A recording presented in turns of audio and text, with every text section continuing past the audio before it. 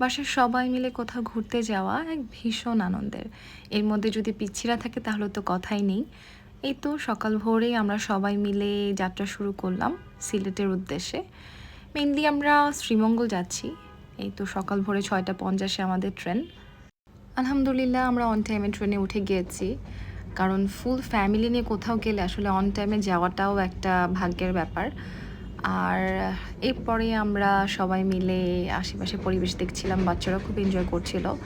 আর সিলেটে বা শ্রীমঙ্গলের যে জার্নিটা ট্রেনে আমার কাছে খুব বেশি ভালো লাগে, কারণ ওইখানে আশেপাশে দেখা যায় গাছ, তারপরে এই গ্রিনিশ ভিউটা আমার কাছে খুব বেশি পছন্দের। আমাদের শ্রীমঙ্গলে পৌঁছানোর টাইম ছিল 11:30 থেকে 12টা, কিন্তু ট্রেনে ইঞ্জিন বদলানোর কারণে আমাদের লেট হয়ে যায়।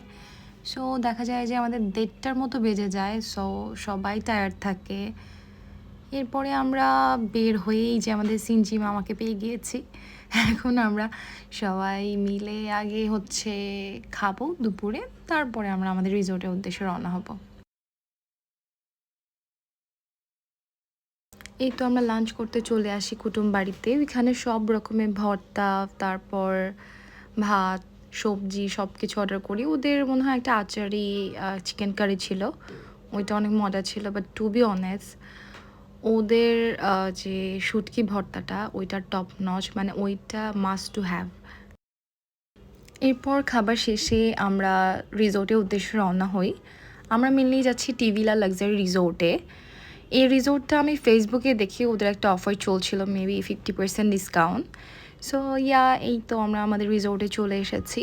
এটা হচ্ছে টিভিলা লাক্সারি রিসোর্ট। আমরা এখন এন্টার করব, and the view is really really good. আমি ফেসবুকে যতটুকু দেখেছি সামনে থেকে, আমার মনে হচ্ছে এটার ভিউ আরও বেশি সুন্দর।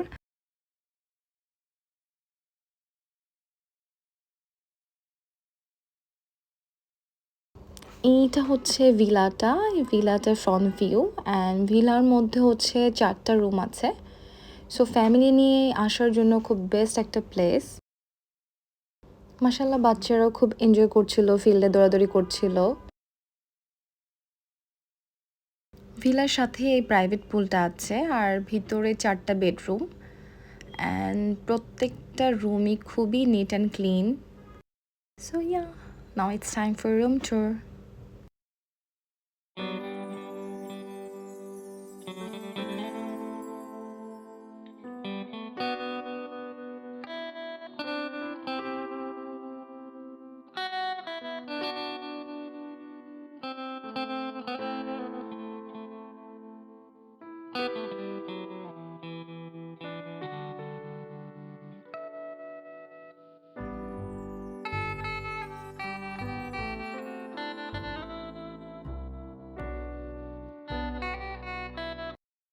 এটা ছিল ভিলার বাইরের ভিউটা। এটা ওয়াকিং জোন।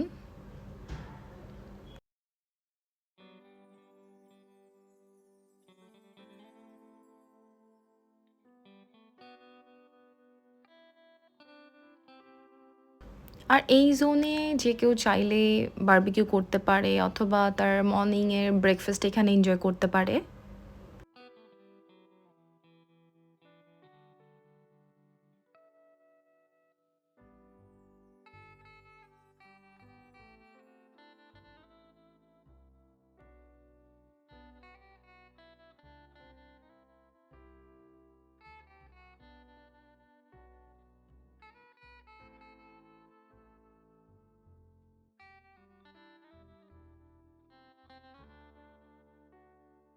পুরো ভিলাতে আমরা ফ্যামিলি ছিলাম, মনে হচ্ছিল নিজেদের প্রাইভেট একটা ভিলা, খুবই সুন্দর।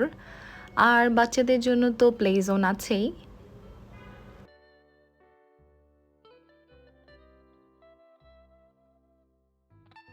বাচ্চারা এখানে স্লাইস করছিল, অ্যান্ড দৌড়াদৌড়ি ঝাপড়াঝাপড়ি তো করছেই। এই তো এরপরে আমরা রং খেলা করি। জিব্বু রঙগুলো সাজাচ্ছিল। এখানে ছোটোখাটো একটা ডেকোরেশনের থিম আমরা করি, আর সবাই তো রেডি শেডি হয়ে এখানে আমরা রং ছোড়াছুড়ি তো করছি, আর বাচ্চারা খুব এনজয় করেছে।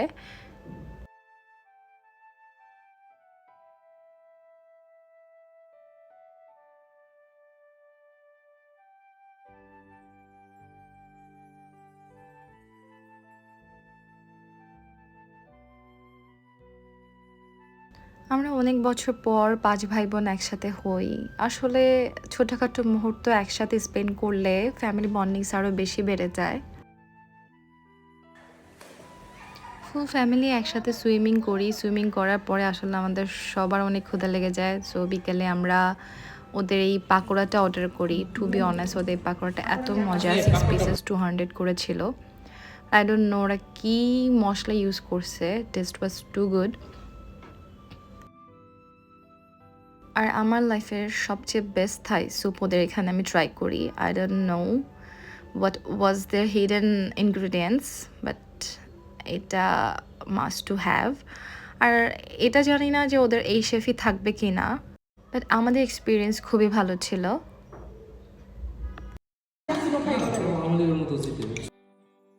এরপর সন্ধ্যায় চা খেতে খেতে রাতে ভিউ এনজয় করছিলাম, যেহেতু শীতকাল ছিল, অনেক ঠান্ডা ছিল বাইরে।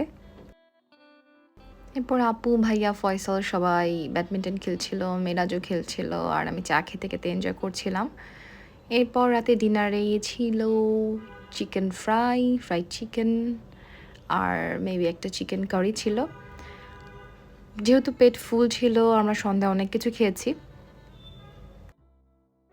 এক কথায় বাংলা চাইনিজ বলতে যেটা বুঝায় সেটা আমরা রাত্রে এক্সপেরিমেন্ট করি। অ্যান্ড প্রত্যেকটা খাবার খুবই ফ্রেশ অ্যান্ড ফ্রেশলি কুক ছিল।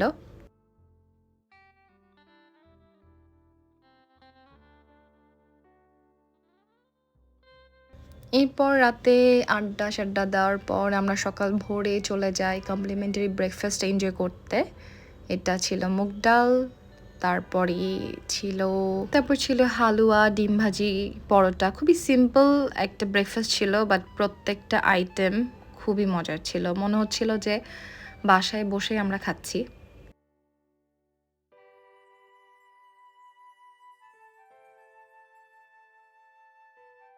সকালে নাস্তার পরে আমাদেরকে ওরা চা সার্ভ করে। সো সবাই বাইরে বসে আমরা ভিউ এনজয় করছিলাম আর চা খাচ্ছিলাম।